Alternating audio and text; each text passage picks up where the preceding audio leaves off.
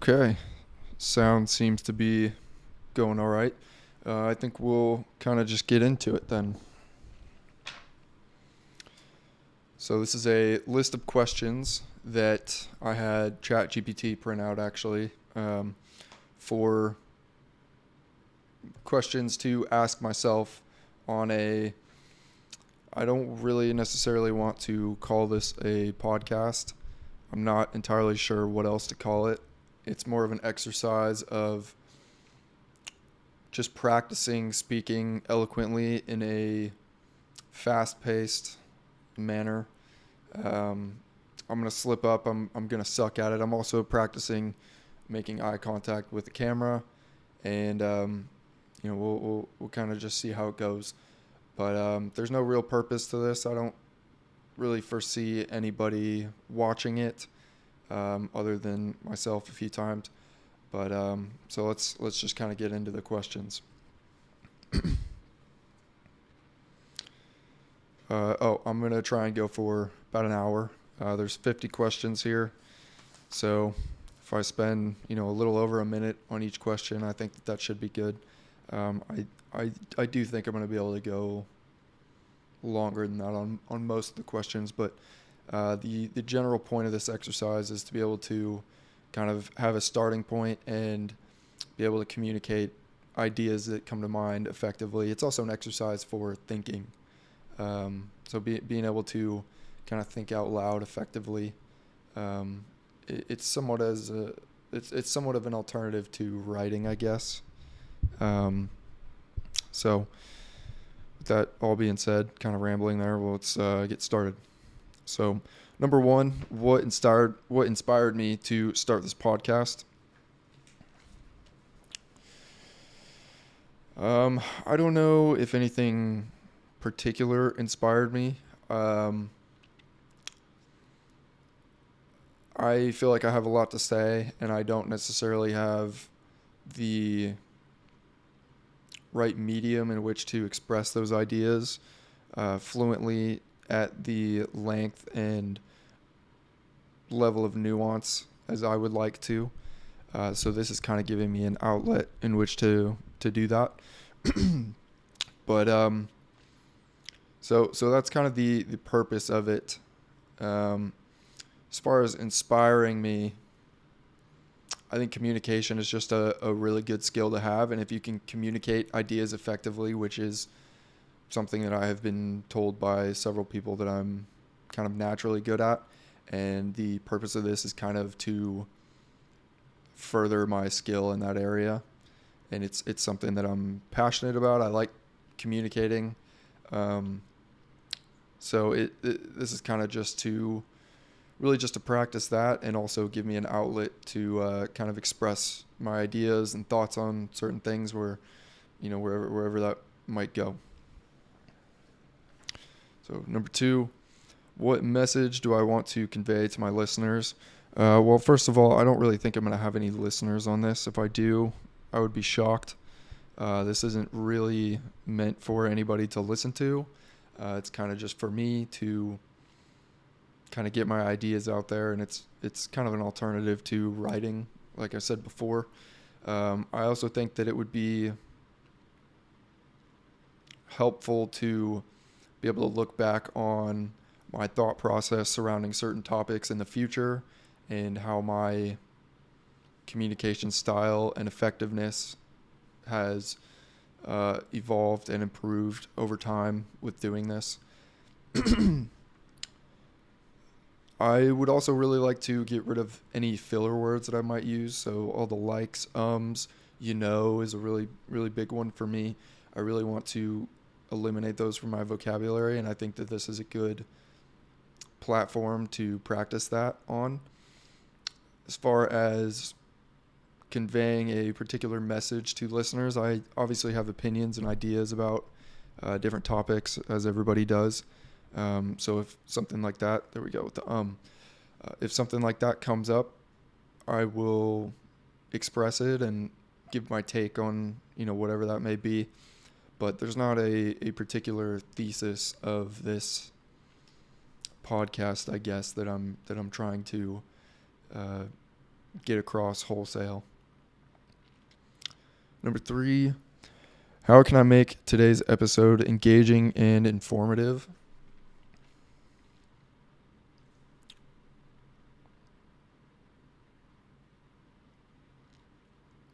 I would like to be able to just be myself and have conversations with myself really about topics that I find interesting, and being able to be engaging as a speaker is something that I'm really looking to do. So if I'm able to really just practice being engaging, I think I'll get better and better at it, and that skill will kind of snowball into me being a very engaging speaker. And I'm not really particularly aiming to be engaging. It's more aiming to be more engaging than I was the last time I did this. So we'll put it that way. Number 4, what are some recent experiences or events in my life that I can share with my audience? So yesterday there was a conference at my school. It was about cryptography, and there was a guy that came and spoke. He gave the keynote speech. His name was Scott Aronson, and I had never heard of him before he gave the speech, before I listened to it.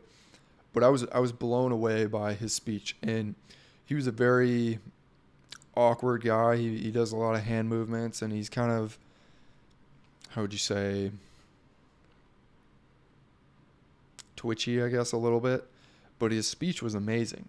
He seemed to have a bit of a stutter sometimes when he was kind of thinking of the next thing that he wanted to say. But his speech was amazing. It was funny, and it's really hard to give a funny speech on such a technical topic, I think.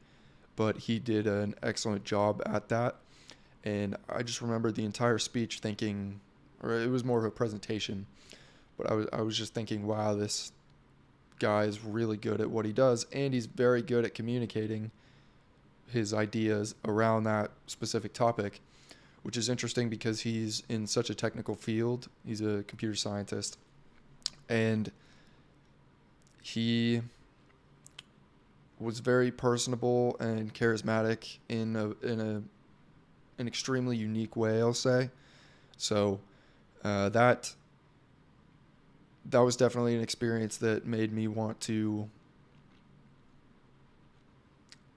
kind of jump into this and get better, to where, here's the other interesting thing is he's obviously an expert in his field, and he's one of the top people in computer science and cryptography and AI safety and all of that. So he can talk. He understands that field with such an immense depth that it is extraordinarily impressive, the depth of knowledge that he has. The problem with a lot of people like that, in my opinion, is that they don't necessarily always know how to communicate that wealth of knowledge that they have in an effective way, to where it kind of gets lost on people, where I think it can kind of happen in multiple ways, one of which is when you get so good at something, you don't necessarily understand that other people don't know what you know. And the other way is that you just can't effectively organize your thoughts in a way that is digestible to a layman. And so kind of what I'm hoping to do here is I would not consider myself an expert in really anything that I think I would go as far as to say I don't consider myself an expert in anything as of now. I would like that to change, and I plan on changing that over time. But when I do get to that point where I do consider myself an expert on, hopefully at least one topic, that I will be able to avoid those two mistakes that I listed earlier and be able to organize my thoughts in an effective way and communicate them in an effective way, as well as being able to put myself in the shoes of somebody who is unfamiliar with the topic that I am discussing, so that I am able to communicate that to all levels of familiarity with with the given subject. So number 5, what topics am I passionate about discussing?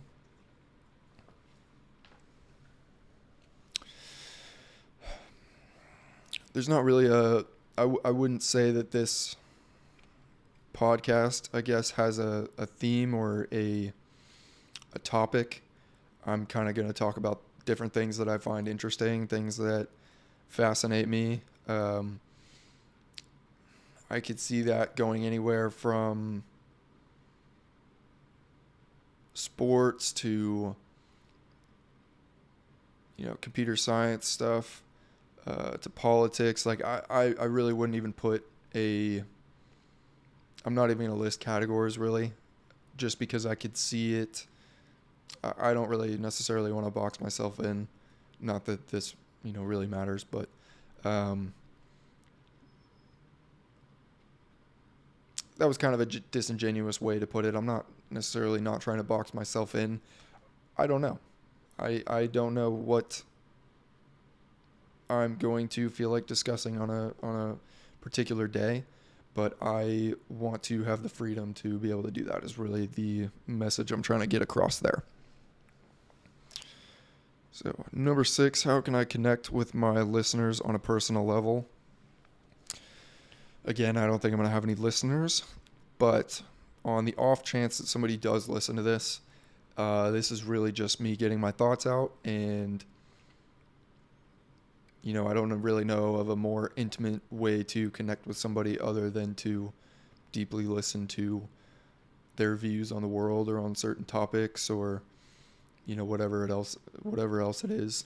Just really understanding why people believe what they believe, and understanding why you believe what you believe. It's very, very important to me, and it's something that I like communicating to other people. Why I believe certain things, why I think the way I do. So I don't necessarily know that there's a more intimate way to connect with somebody than to really hear what they think about certain topics, especially important topics. So I would say that would be my answer to that one. Number 7, what challenges have I faced recently and how have I overcome them?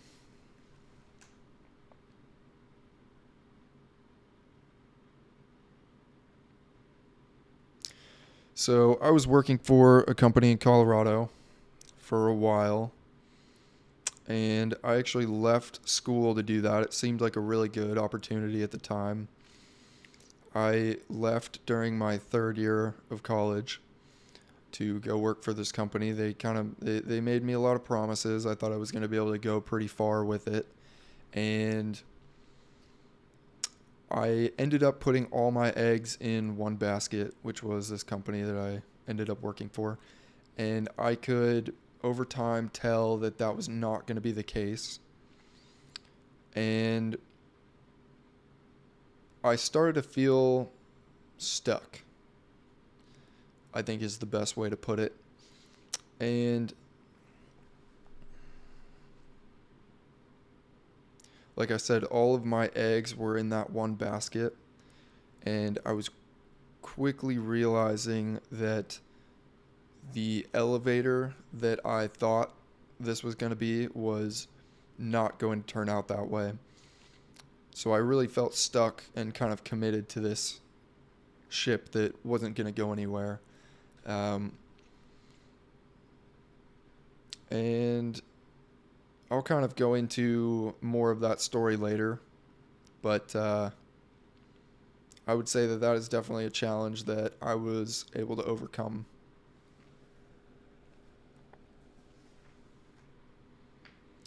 Number 8, what lessons have I learned from past mistakes or failures? That's a good one.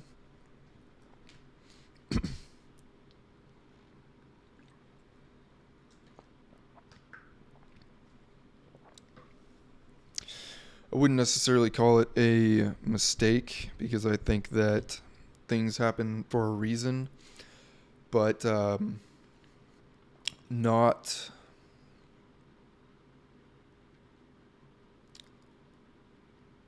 kind of going off of my last answer, not putting all of my eggs in one basket and being able to kind of diversify your options, I think is a really good way to go. I would say another thing that has drastically increased is my appreciation for school and academia and academic excellence and kind of what that world does for society and for just progress in general. It's something that I've become a lot more intrigued by, and it's definitely something that I wish I prioritized more from a young age.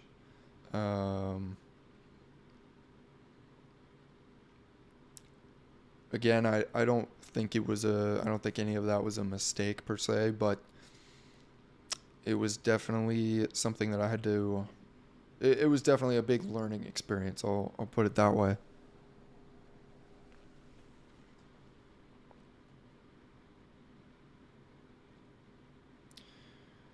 Number 9.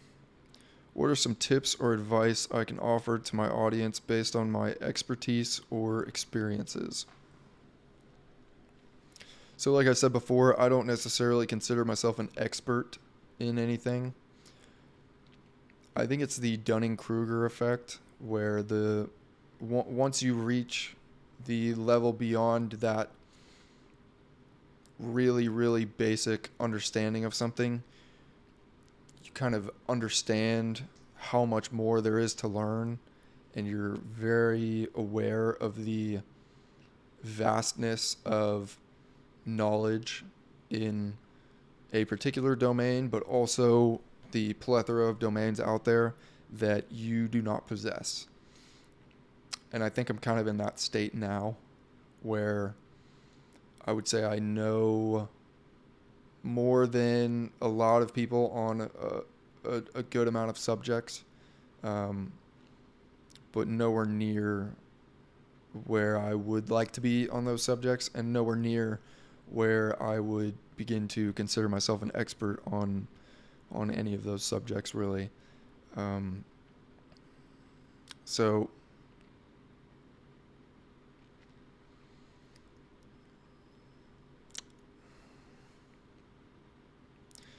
I'm going to come back to that one because it's not necessarily something I want to address without having given any context to my background or my experience.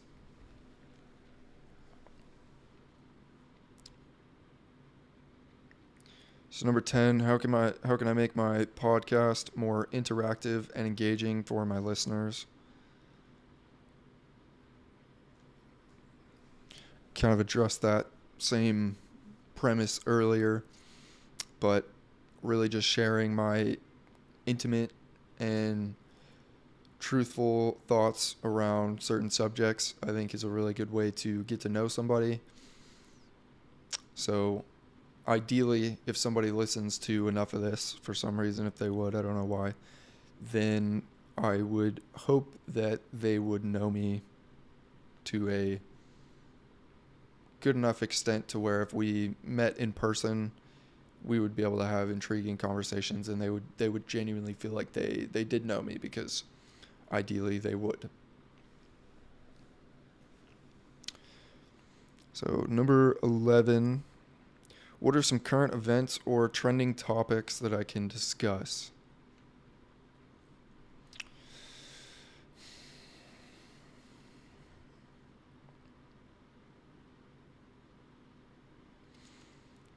I'm going to move past that one as well, just because I think that we will kind of come to those as they come up. And if something grabs my attention and I want to talk about it, then I will. And that'll kind of be a case-by-case basis, I think. But it's not something that I can really lay out from the get-go, I guess. Number 12, how can I incorporate storytelling into today's episode? It's actually a really interesting question. I think that everybody has a story in which they view the world, and most people like to think of themselves as the main character. And I think that that's actually a good thing. I don't know why you would want to be a side character ever, but storytelling is a very profound way to convey a message. It makes it relatable, easily digestible, things like that. As far as today, I'm not necessarily trying to incorporate a ton of storytelling, but going forward, I would imagine that that would be a big part of doing all of this and talking through ideas and, like I said earlier, exploring why you believe certain things, why I believe certain things, and kind of going from the very inception of that particular idea through its evolution and growth into the beliefs that I hold now, and maybe where I can expect to go with those beliefs in the future. I would also like to do a fair bit of challenging my own beliefs in this, and I think that would be kind of a fun exercise to view things that I am passionate about through kind of a different story. So I think there will be a lot of storytelling in the future in this podcast, I guess. Number 13, what are some questions or comments from my listeners that I can address? Those people do not exist, so none as of yet. But maybe my grandma will have a question at some point. 14, what are some common misconceptions about a topic I'm knowledgeable about and how I can debunk them?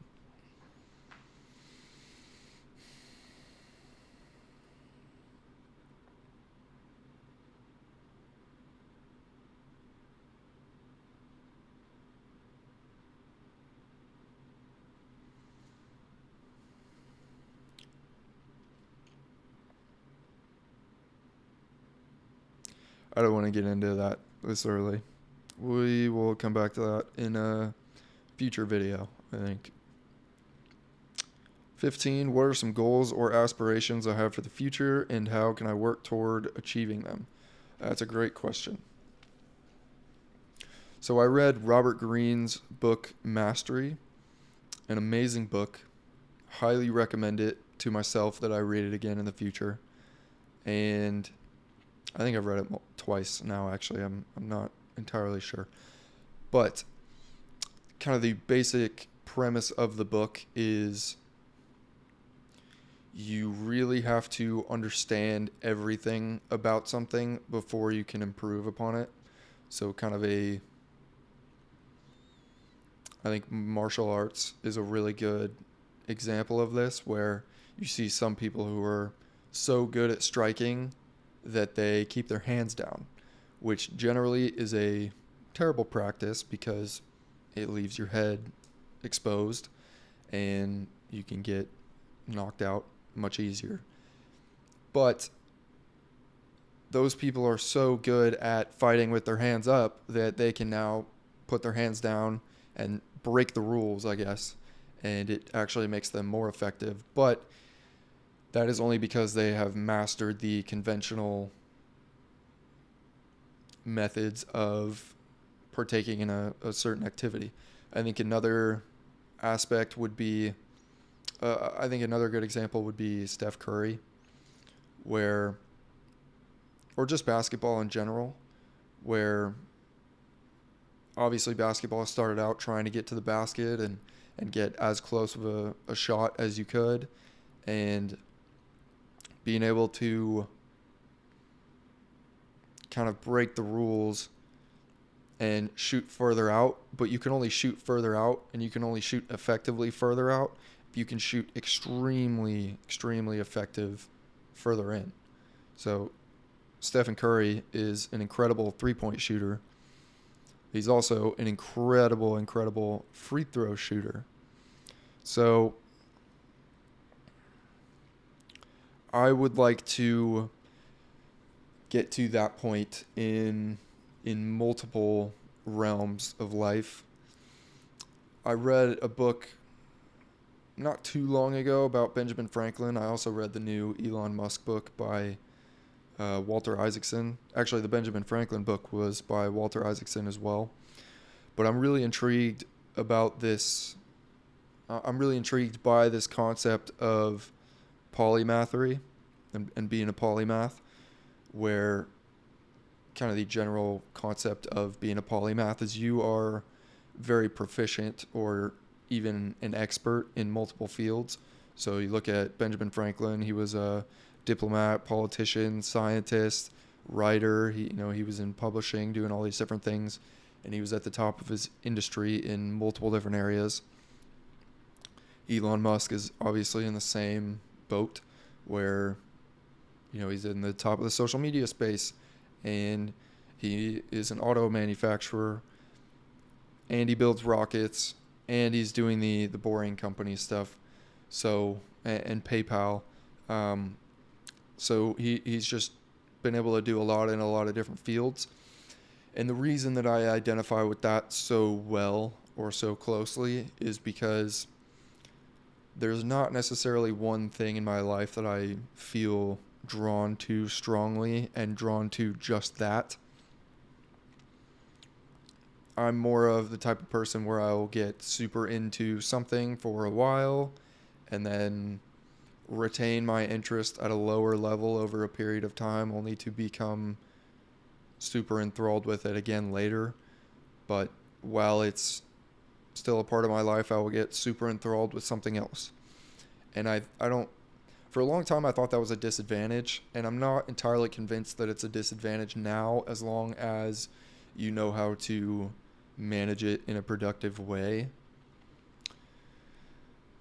The jury's still out on that one, of course, but that is an aspiration that I have, is being able to manage that in a productive way, because I think the upside of it is close to limitless. The downside is you get nothing done and you never progress ever. So high ceiling, low floor, as a draft prospect would be evaluated as. But I've also kind of always envied people who have known what they wanted to do their entire lives. Sometimes you meet somebody, and from the time they're really little, they know they want to be a doctor, or they know they want to be, whatever it is. I've always envied those people, because I think that it just gives you a general direction in life. My grandma would always tell me, don't have a 5-year plan, because none of it'll end up happening. Or there's that whole saying, like, you make a plan and God laughs, which I do think is true to a very large extent. But the way that I like to look at it is not necessarily having a plan, but more so having a goal. And a goal kind of gives you a general direction to go in, and then you can have smaller like sub plans, I guess, or if you have a goal, then you kind of know the steps you need to take to achieve it, and you just kind of start working in that general direction. It's I was going to give an analogy there, but I feel like it would be kind of stupid, and I feel like you get the point. So yeah, kind of getting back to the premise of the question, I would like to get to the point where I am a master of multiple domains. So that would be something that I aspire to. What those domains are specifically, I can't really say yet, but I guess we will find out. with time. Number 16, how can I incorporate humor or lightheartedness into today's episode? I would like to think that I'm funny. I'm not entirely sure that I am, but I can definitely make people laugh occasionally. I don't know. I would like to figure out if I'm funny or not. I think doing a stand-up set would be a lot of fun. I think I have a little bit of material there. Not material, but I have things that, like funny things that have happened to me that I would hopefully be able to communicate in a humorous way to an audience effectively. So, as far as today's episode, I don't necessarily know how to incorporate humor specifically or really anything else specific into this. This is kind of just me fleshing out ideas of really how this is all gonna look, and I'm sure that I'll get better as time goes on. Hopefully this one's not terrible, and if it's not, then the only way to go from here is up. So number 17, what are some interesting facts or trivia that I can share with my audience? That's a very broad question. Interesting facts or trivia.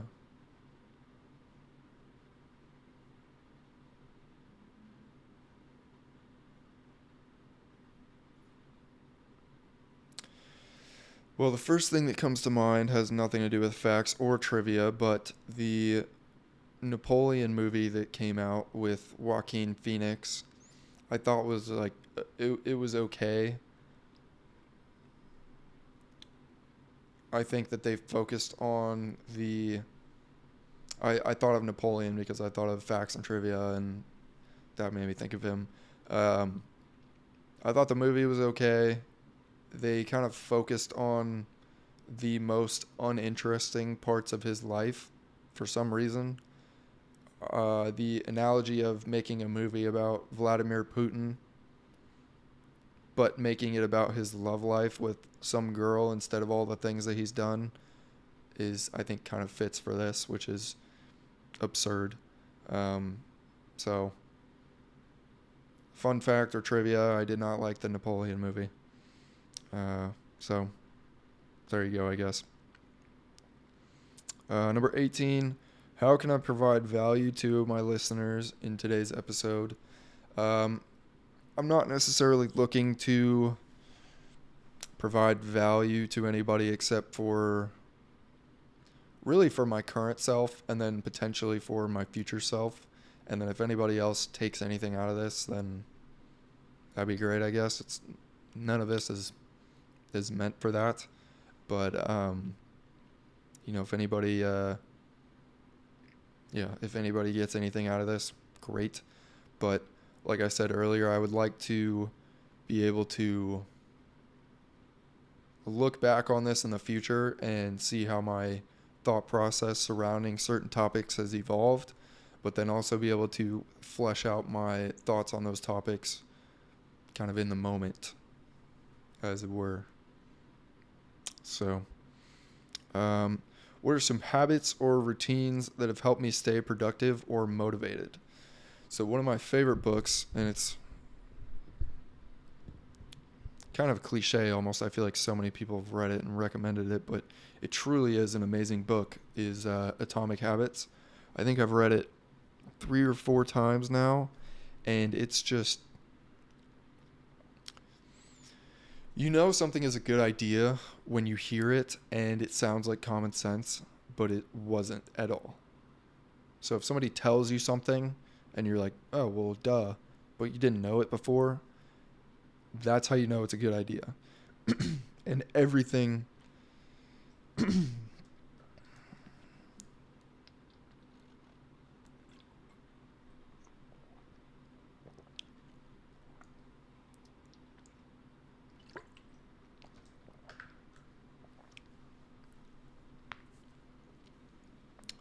everything in Atomic Habits is like that, where you kind of just read it and you're like, oh, obviously that makes sense.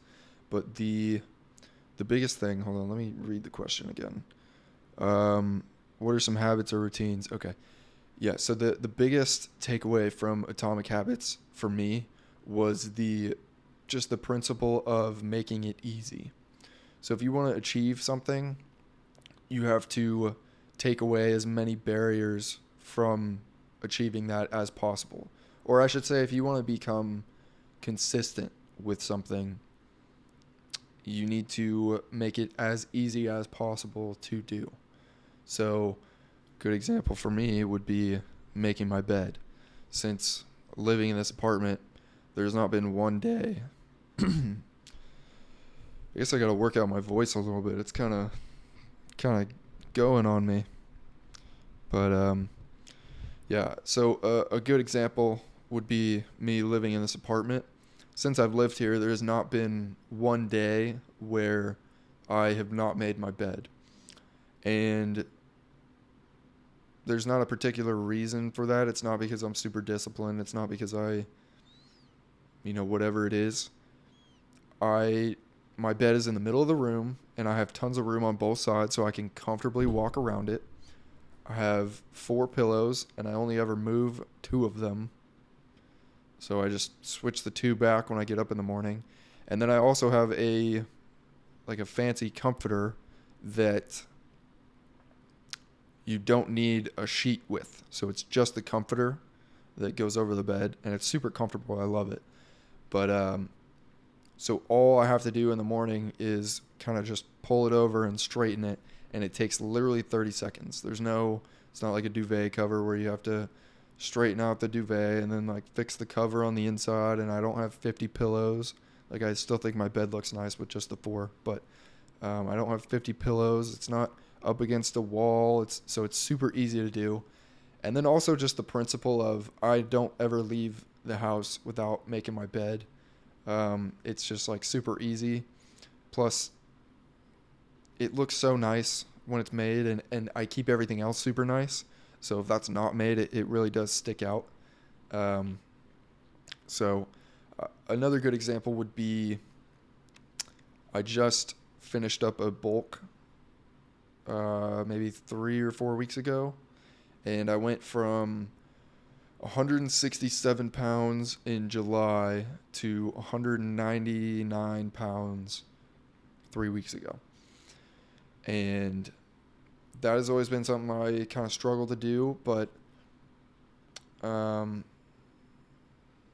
I got to the heaviest I ever weighed, which was the goal, but I made it easy this time. It wasn't, oh, I have to cook more and I'm just going to force myself to do it. No, I made it easier. So, all my protein is right there, and that adds a ton of calories. I made mass gainer shakes. I made them super easy, just milk and something in a blender, and I had the whole routine, and it got super easy to be able to do. And then I also started getting my meals delivered, so I was able to eat a variety of meals and a large quantity of them without having to eat the same thing over and over again. So I wasn't just making 4 pounds of ground beef for the week and then having to eat that for every single meal. I was able to have a large variety of different foods that I could eat and enjoy eating and be able to get my calories in. And they also come with nutrition labels that I was able to scan and really regimentally keep track of it. So I made it easier. And also my gym is it's in my building. It's just downstairs. So it's an elevator ride to the gym. So everything surrounding that was just easy. I made it easy. I made it easy as possible, and it worked. So that's kind of my approach to something, is if you're having trouble being consistent with something, it's not a willpower issue. It's not it can be a little bit, and there's a lot of that that goes into it, but you can't rely solely on it. If you make things easier, it just it makes the entire thing easier, and you don't have to think about it as much, and things kind of just start to fall into place. So, number That was a great question. So, number 20, how can I challenge my audience to think differently or consider new perspectives? So, that's something I love to do with myself. I would love to be able to do more of that. So, maybe if something comes up, I'll pick a particular topic or idea and kind of maybe lay out what I think and why I think it, and then I will perhaps take an opposing viewpoint and try and do the same there, and kind of weigh the benefits and the negatives of those different thought processes. So, um, I think that would be a good exercise to do. Not just me, but I mean, I guess anybody. I'm a big believer in not just believing things, but knowing why you believe those things, and knowing,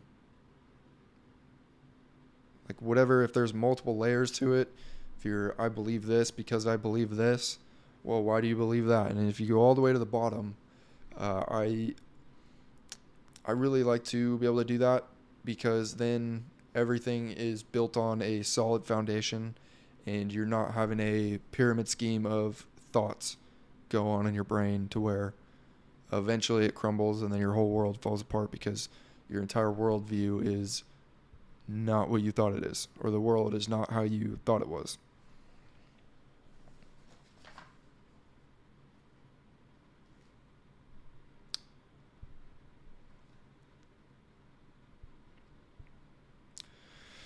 Number 21 is, what are some personal anecdotes or stories from my past that I can share with my audience? That's something that I don't have an audience, but that is something that I would like to kind of go over in maybe a video that is kind of dedicated to this or to that particular question.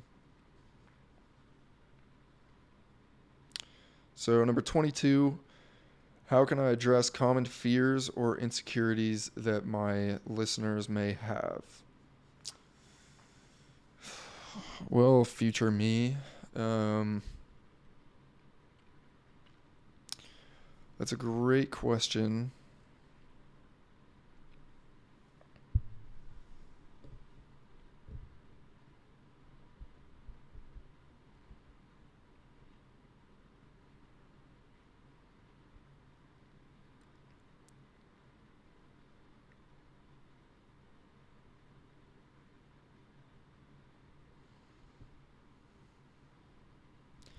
I mean, I guess if you have an insecurity, I would like to kind of just tackle it head on, especially if it's something that you can control. If it's not something that you can control, then maybe you can manipulate it in a certain way. If there's nothing you can do about it, then you kind of just gotta own it. But I guess it kind of depends on what the insecurity is. But I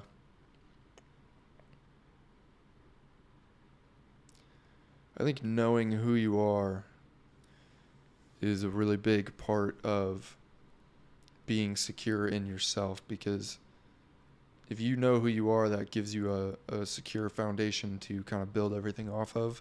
But if you don't really know who you are, it's really easy to be insecure about a lot of things, just because you don't know if you should change them, or if your way of thinking about that is flawed or wrong or whatever it is. So knowing who you are and figuring that out, I would say is pretty crucial. And that's something that I was actually lucky enough to kind of go through the journey of experiencing, that transformation of really figuring out who I was and what my values were. And I did that pretty recently. I think the transition from being a kid to an adult over the last, say, 4 or 5 years, was pretty interesting, and I think I changed a lot, which but I also became very like secure in myself in terms of kind of just knowing who I am, So it's a pleasurable experience once you get to the other side of it. But when you're in the middle of that, like if you don't really know who you are, it's a tough spot to be in.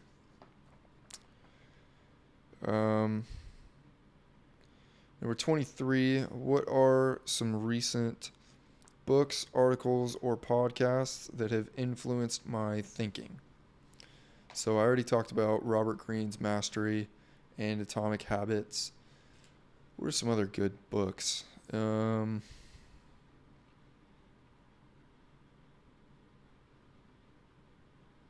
to think of some that aren't entirely cliche.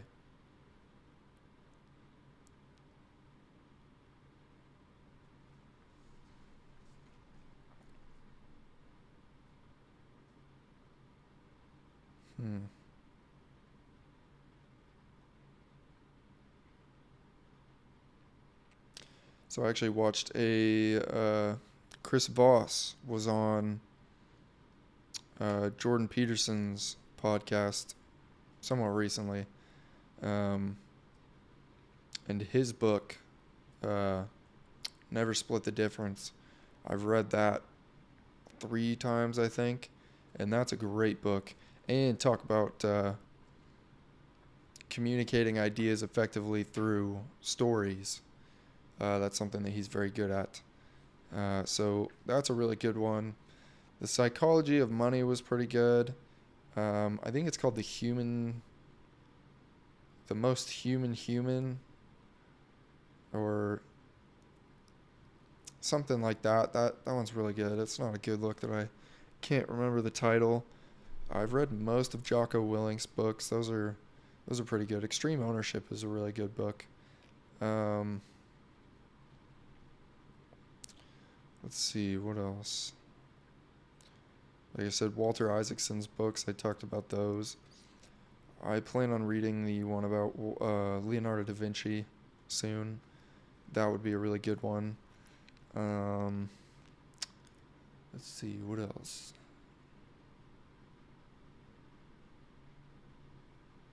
Read a couple of John C. Maxwell's books. I like those. If you can't tell, I read pretty much exclusively nonfiction. If I'm going to see something that's made up, I'd rather watch a TV show or something like that. Yeah, we'll move on. Podcasts. I like Joe Rogan. I do think he's gotten to the point where he's a little bit repetitive, where it kind of feels like he has the same conversation with everybody now, and I don't really love that. I feel like he used to get more into the nuance of ideas, and that's not entirely the case anymore, I feel like. I think the biggest demonstration of that was Derek from More Plates, More Dates. That podcast with Joe had the first one he did, and I mean the second one too, but the first one had the potential to be one of the best podcasts of all time just because of his wealth of knowledge about certain things and going into relating that to the UFC and things like that. I was extremely excited to hear about that.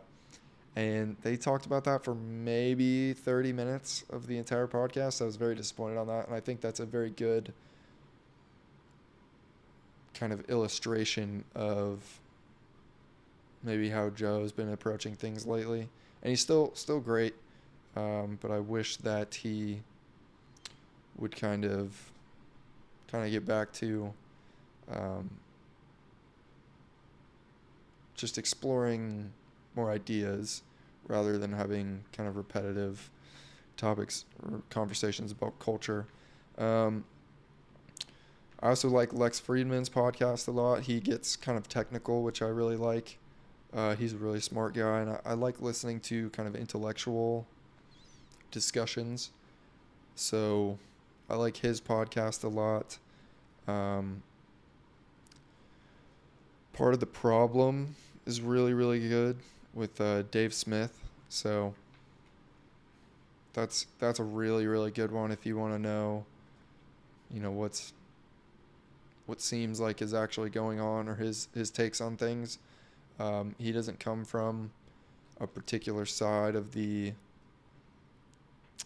political spectrum in terms of like Republican or conservative. He's kind of outside of that, both of those areas. So it, in a way, is kind of a neutral take on things, and he definitely has his point of views of looking on things, but um, he's able to effectively kind of analyze what's going on from a definitely a biased perspective, but not biased necessarily towards like one side or the other, if that makes sense. So that's pretty good. I listen to Jordan Peterson like every once in a while. Um, his podcast kind of drives me crazy because I feel like, and the one with Chris Voss was a really good demonstration of that, where he just talks the whole time. And I really, like, I get what he's trying to do there, but especially with a guy like Chris Voss, where I want to hear what he has to say.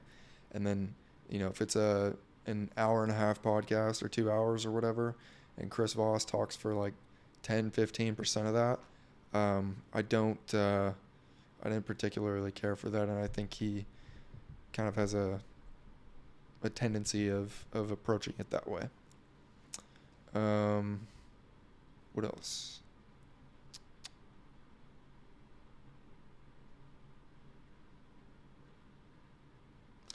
Pat McAfee show, if you're going to watch something about football, I think he's probably the best football commentator out there. Brandon Perna, That's Good Sports, is definitely slept on. Broncos country. Let's see. How can I incorporate listener feedback into today's episode? Well, if there is any listener feedback for some reason, it will definitely be incorporated. Look at that, page 1, done. So we are now about halfway through the questions. And we are at 52 minutes, so we'll do about 8 more minutes. That's pretty good. Okay, so we're at about 2 minutes per question, average. What are some examples of resilience or perseverance that I can draw inspiration from? I feel like we got asked that question already.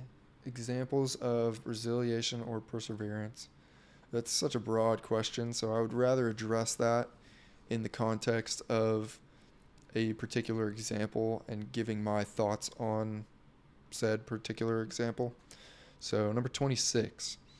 How can I explore the theme of personal growth and self-improvement in today's episode? Well,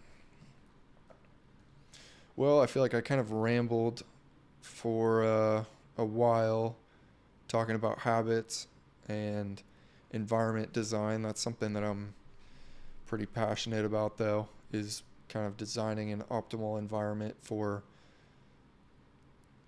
optimizing how you want to perform. So making things easy and things like that.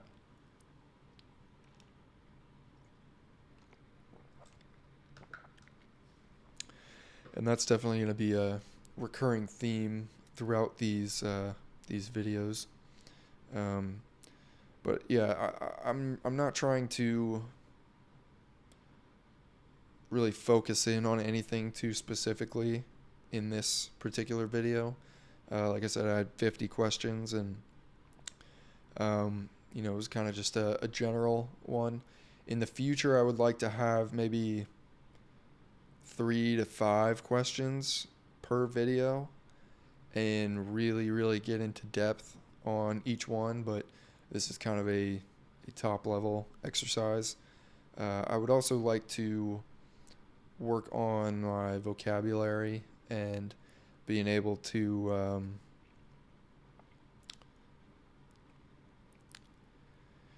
explain things in a more academic sounding way. I would like to get to the point where I feel like I don't ever have trouble expressing an idea to the. See right here. I would like to get to the point where I don't have trouble expressing the. I would like to be so precise with my wording that I'm able to communicate the exact pinpoint meaning of what it is I'm trying to say. And I need an exquisite vocabulary to be able to achieve that. And so that is another big part of doing this is building the vocabulary and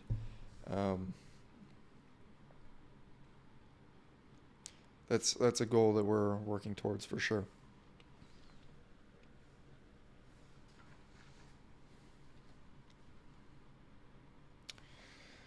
What are some ways that I can incorporate humor or playfulness? I really like comedy. I like stand-up comedy a lot, so I think talking about that stuff will definitely be incorporated in there. Um, I just skipped to the last question on this page for some reason. But anyway, yeah. Like I said, I would like to kind of explore humor in my capacity, I guess, a little bit. So we'll see how that goes. 26. What are some questions I've been pondering lately, and how can I explore them further on the podcast? I will let you know when I think of a specific one, but it's kind of just what comes to mind. That's I'm the type of person where I feel like I really need a starting off point, and then I can kind of optimize from there. Um, but see, if I was just gonna sit down and talk for about an hour with no questions, and that was kind of what I've been wanting to do this for a while, and that difficulty is kind of a big part of what delayed me in terms of just not. I feel like every time I wanted to talk about something, I just didn't know what to say and I didn't know what to talk about. But this is very helpful, being able to kind of just have a guiding mechanism to kind of guide myself through questions, I guess. Um,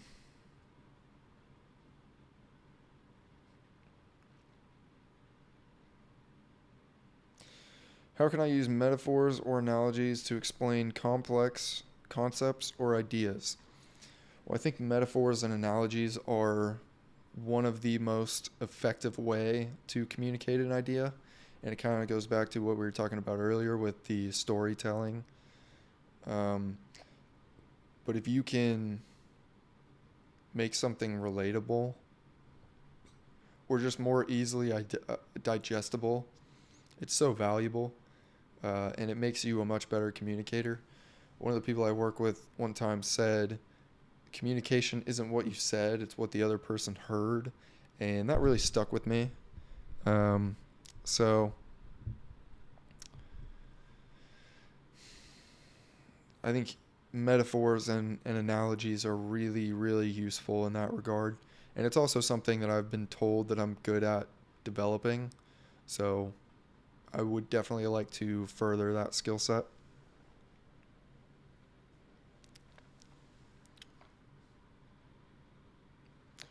So we're at about an hour here, so we'll do one more and then kind of call it there.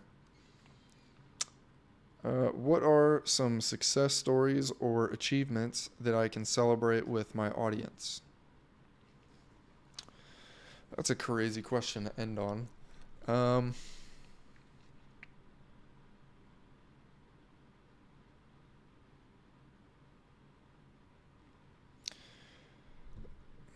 I feel like I have a very unique level of experience, especially for somebody my age. And I think that gives me a lot of credibility to talk about certain aspects of certain things, especially in like a business realm, or a, you know, I'm not going to get too in depth on this right now, but um,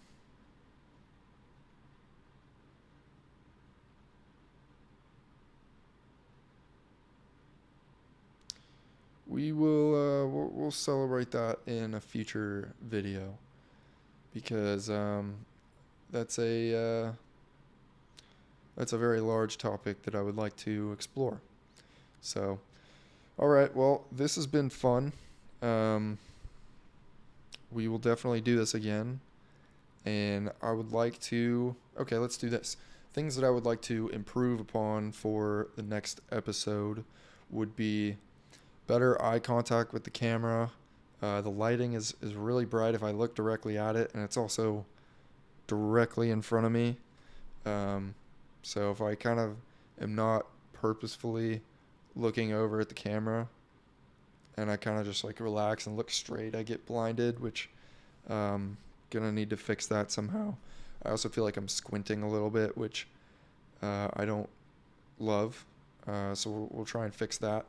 The filler words, I feel like I did a pretty decent job at once I became a little bit more aware of them. What else? The level of vocabulary, I think, could be drastically improved. So we will definitely improve on those uh, for the next episode. Um, Anything else that I want to yap about right now? Can't think of anything specific. So we will end it there. If anybody watches this, don't know why you would, but appreciate it, I guess. Um, I will definitely watch this back some point in the distant future. I think it would be cool to see.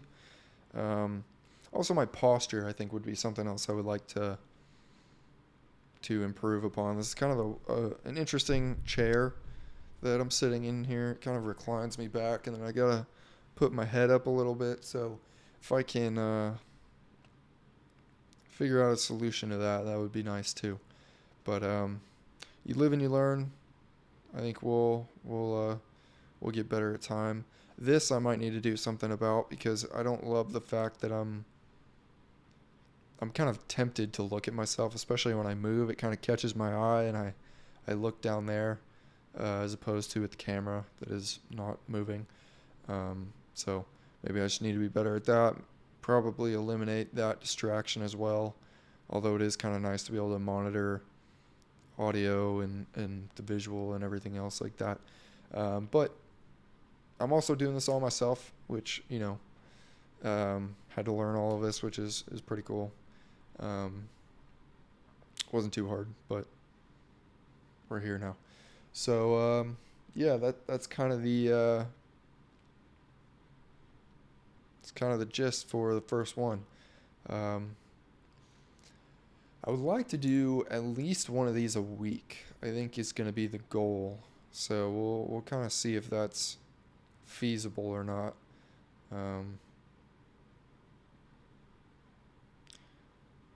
I think it's doable. The setup process is kind of brutal, so I'm going to have to somehow find a way to expedite this, whether that's keeping things in certain areas or whatever it is, but we'll figure it out. Kind of just rambling at this point, so again, if anybody watches this, I would like to know why, I guess.